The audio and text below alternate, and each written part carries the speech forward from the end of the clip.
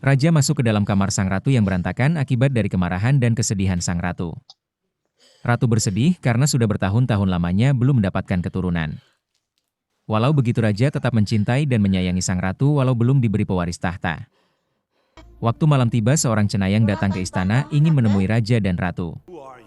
Cenayang menawarkan sebuah ide agar raja dan ratu bisa mendapatkan keturunan.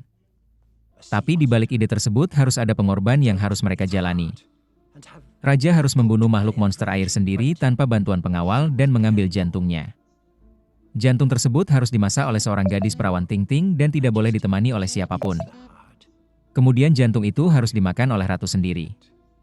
Mendengar akan ada harapan untuk mendapatkan pewaris tahta raja dan ratu pun bersedia menerima tawaran itu. Singkat cerita keesokan harinya raja bersiap untuk menyelam ke dalam laut. Dengan menggunakan alat penyelam yang dipersiapkan oleh para pengawal. Tekadnya sudah bulat maka dengan berani bersiap menyelam tanpa didampingi pengawal. Raja pun mulai masuk ke dalam air dan menyelam ke dasar laut. Setelah sampai ke dasar laut raja melihat monster air yang sedang tertidur pulas. Tanpa pikir panjang raja mulai menancapkan tombak ke kepala si monster. Karena kesakitan si monster meraung-raung tanpa disadari raja, ekor monster yang tajam menghantam tubuh raja. Setelah monster itu mati dan para pengawal berusaha mengambil jantungnya.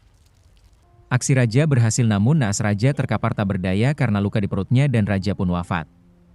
Sang ratu datang menghampiri, tapi bukannya bersedih karena raja sudah tiada. Dia malah langsung membawa jantung dan meninggalkan raja yang telah wafat. Ratu kemudian menyuruh pelayan wanita yang masih perawan untuk segera memasaknya. Terlihat jantung yang masih berdetak dimasak si pelayan.